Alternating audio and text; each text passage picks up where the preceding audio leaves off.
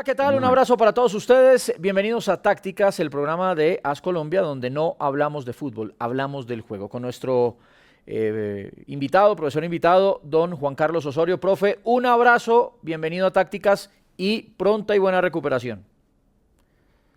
Muy buenas tardes para todos. Muchas gracias por sus deseos. Esperamos que sí. Me estoy recuperando muy bien, gracias a Dios. Y bueno, haciendo lo que nos compete para cumplirles a todos nuestros seguidores y a todas las personas que han querido compartir con nosotros el juego. Bueno, profe, entrando en materia rápidamente, ¿usted de qué juega? ¿Cuál es su posición o cuál era su posición en épocas en las que jugó? Bueno, en mi época de aprendiz y queriendo ser jugador profesional, jugaba más de número 8, más de box to box.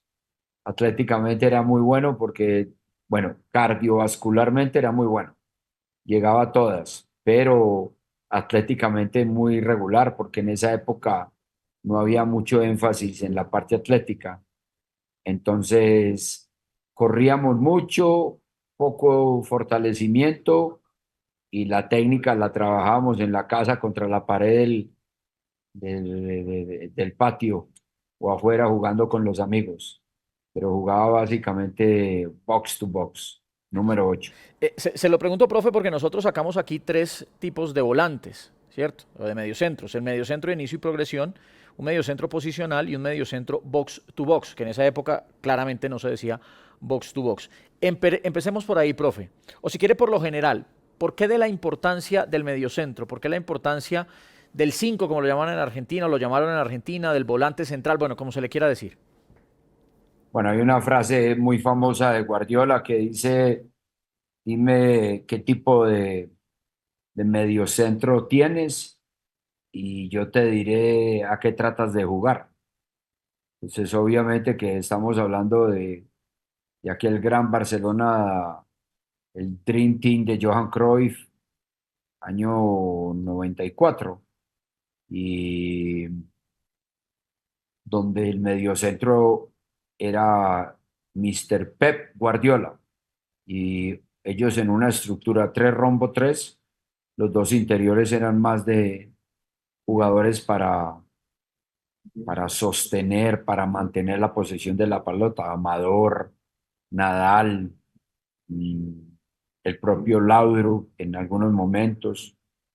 Y obviamente entonces ahí quedaba claro que no solamente por la capacidad del mediocentro de vincular el juego como era Guardiola, sino los que lo acompañaban, porque en el eje ofensivo de ese rombo jugaba Vaquero, que era un, un hombre para jugar en la zona 14, asistidor, goleador, porque afectaba el juego no solamente eh, con con sus muy buenos controles, pero también afectaba el marcador con sus goles. Entonces, yo creería que lo primero que hay que decir es el mediocentro, en qué estructura y especialmente para darle continuidad a nuestra conversación de la última vez, en qué idea de juego.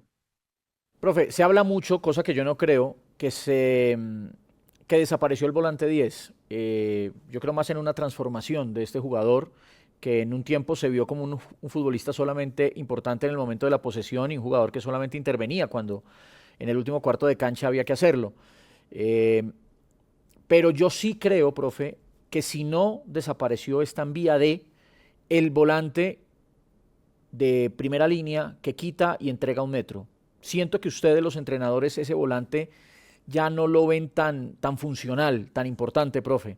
Eso puede ser por esa vía, o sea, ese volante ya no es el que solamente te quita y te entrega un metro, ya no es un volante que ustedes desean tener en sus nóminas. Bueno, a mí me parece una excelente pregunta, pero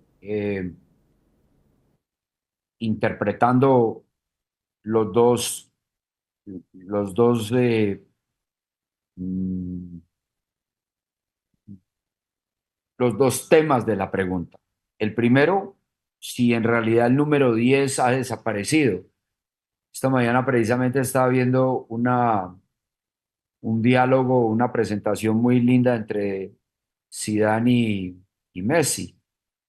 Y los dos, es una presentación de la marca para lo que ellos trabajan, y los dos estaban hablando de la falta de ese tipo de jugador. Y ojo, que los dos estaban tomando de referencia a Maradona, que fue único, excepcional. Messi, único y excepcional. Zidane, yo creería que único. De pronto excepcional, no sé, pero sí uno de los grandes número 10 del mundo. Y le preguntaban a Messi, Messi tomar como referencia a Román Riquelme y a Saviol, a- al muchacho, a este que jugó en el Sevilla. a- No, pero Neymar jugó en el Valencia. no, el argentino que jugaba de número 10 en el Valencia, que ahora trabaja. Ah, no, ese es, Aymar, sí, pero ese es Aymar, Valencia. Aymar, no, Aymar. Mm. Entonces, si tomamos eso como punto de referencia, los argentinos han tenido siempre un amor particular por la camiseta número 10 que llaman en Brasil. Y después de Román Riquelme y de Aymar, y obviamente después de Messi, uno creería que están teniendo dificultad en encontrar un jugador de esas características. Nosotros en nuestro fútbol, yo creo que la mejor referencia como número 10 ha sido Carlos, y de ahí en adelante pues han surgido muchos que de pronto han mostrado ese tipo de jugador. Giovanni, en el caso de Nacional, y otros que de pronto se me escapan. Morantes, Eider Morantes, muy bien. Giovanni Hernández, sí.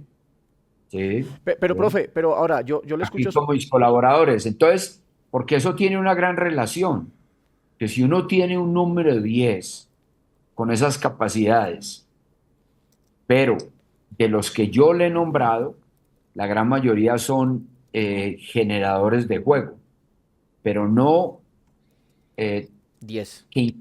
que impacten en el resultado, como fue Bergkamp para el Arsenal, por ejemplo, que es para los ingleses el mejor referente para jugar en zona 14, porque no solamente era capaz de asistir, sino que afectaba el marcador con sus goles.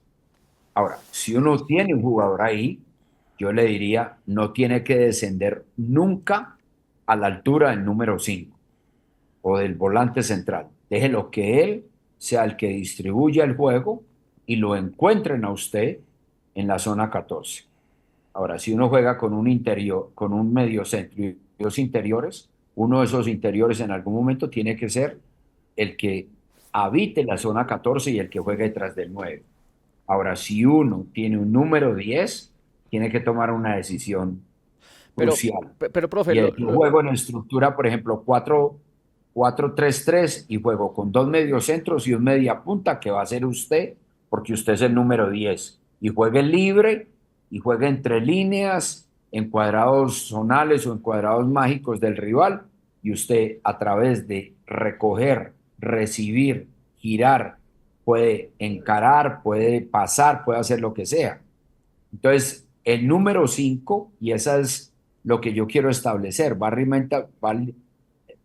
realmente y directamente relacionado con que uno tenga un número 10 o no. Porque si no tiene un 10, entonces necesita un volante central vinculador, no tanto para recuperar la pelota, sino para vincular el juego.